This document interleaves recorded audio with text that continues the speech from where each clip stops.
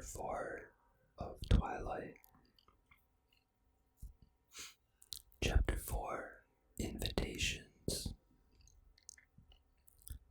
In my dream, it was very dark, and what dim light there was seemed to be radiating from Edward's skin. I couldn't see his face, just his back as he walked away from me, leaving me in the blackness. No matter how fast I ran, I couldn't catch up to him. No matter how loud I called, he never turned. Troubled, I woke in the middle of the night and couldn't sleep again for what seemed like a very long time. After that, he was in my dreams nearly every night, but always on the periphery, never within reach. The month that followed the accident was uneasy, tense, and at first embarrassing. To my dismay, I found myself the center of attention for the rest of that week. Tyler Crowley was impossible, following me around, obsessed with making amends to me somehow.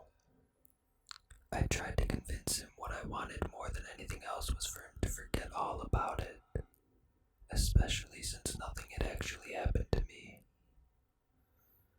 But he remained insistent.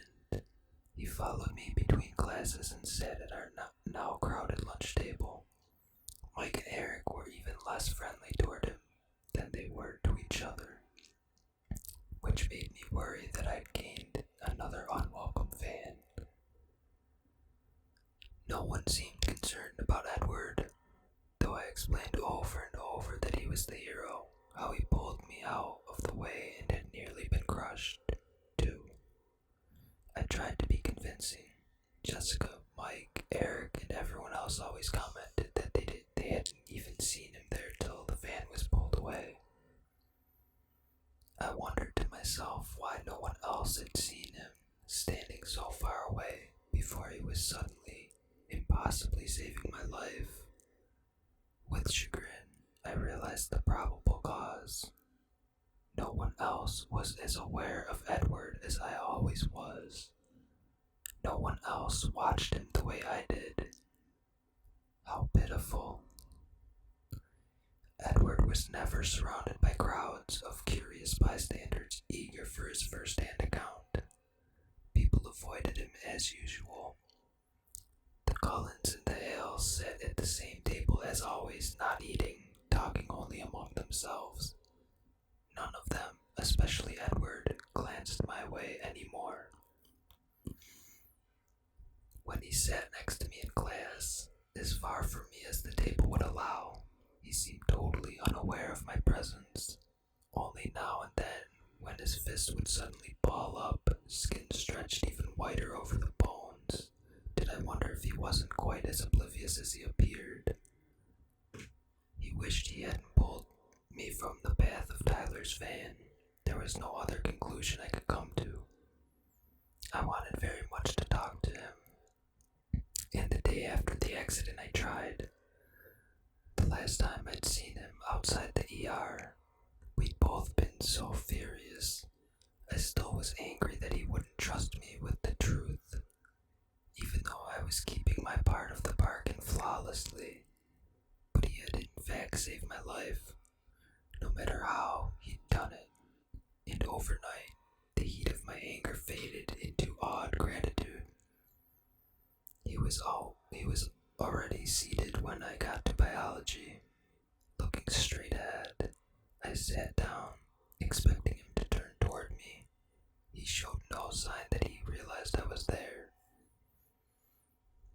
"Hello, Edward," I said pleasantly, to show him I was going to behave myself. He turned his head a fraction toward me without meeting my gaze, nodded once, and then looked the other way.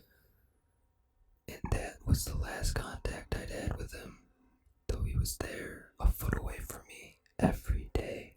I watched him sometimes, unable to stop myself, from a distance, though, in the cafeteria or parking lot. I watched as his golden eyes grew perceptibly darker day by day, but in class I gave no more notice than was miserable, and the dreams continued.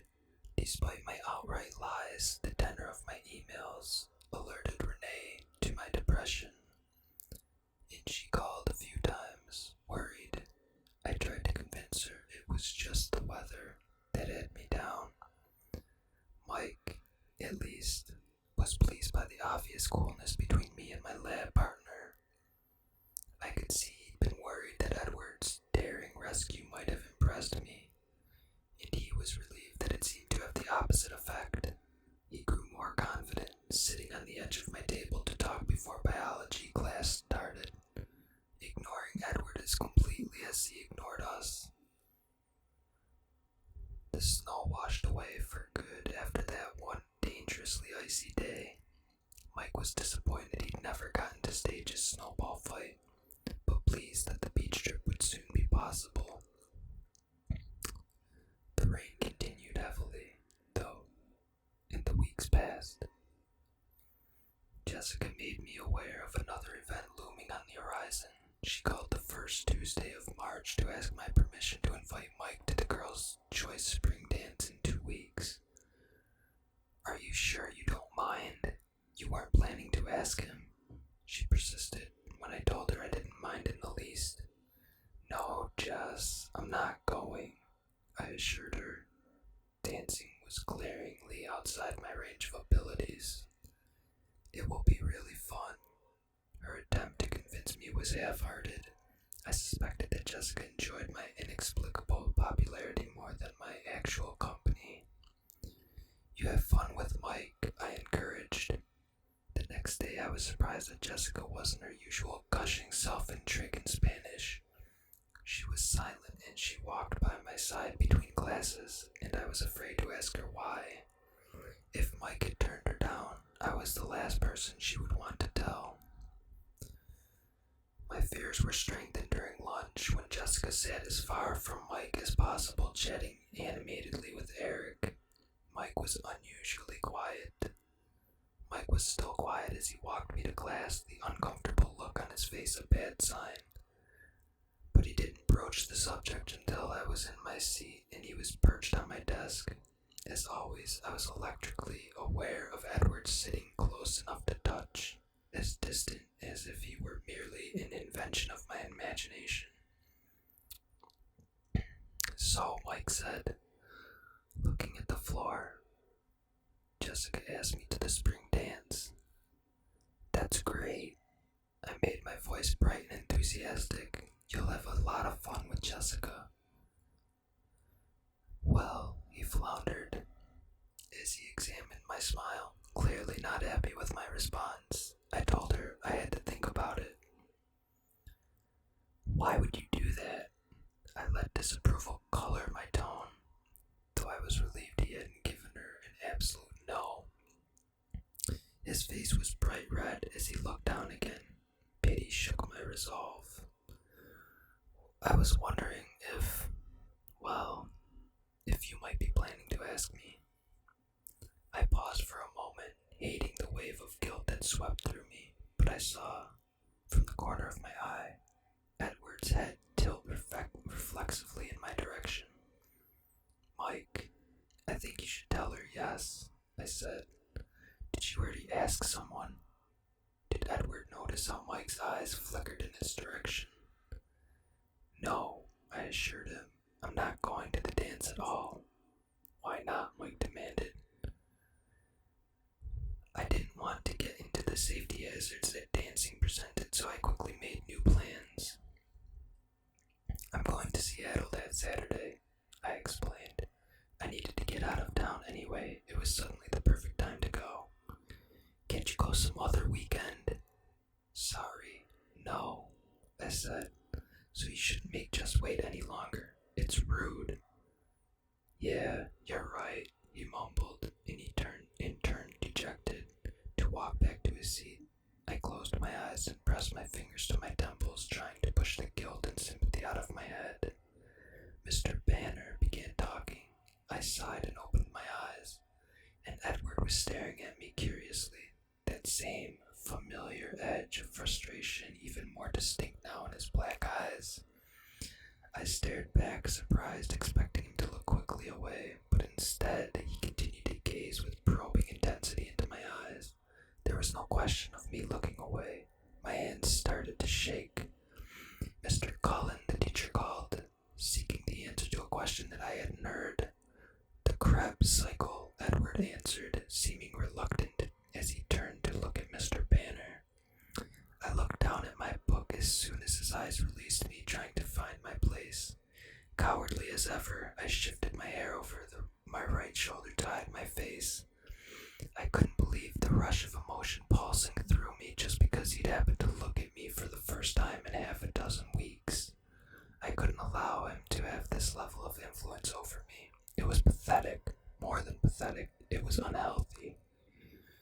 I tried very hard not to be aware of him for the rest of the hour, and since that was impossible, at least not to not let him know that I was aware of him.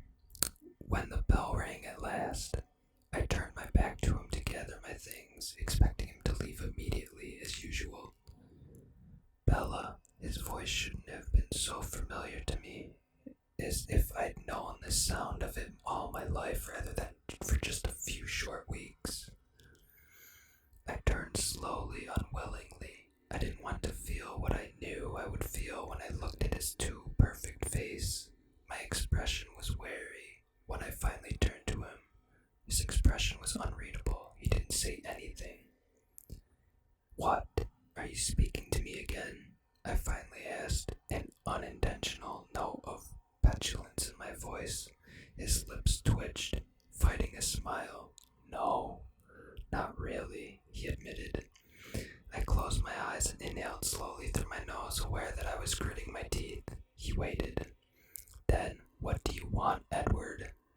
I asked, keeping my eyes closed. It was easier to talk to him coherently that way. I'm sorry. He sounded sincere. I'm being very rude. I know, but it's better this way. Really. I opened my eyes. His face was very serious. I don't know what you mean, I said, my voice guarded. It's better if we're not friends, he explained. Trust me. My eyes narrowed. I'd heard that before. It's too bad you didn't figure that out earlier, I hissed through my teeth. You could have saved yourself all this regret.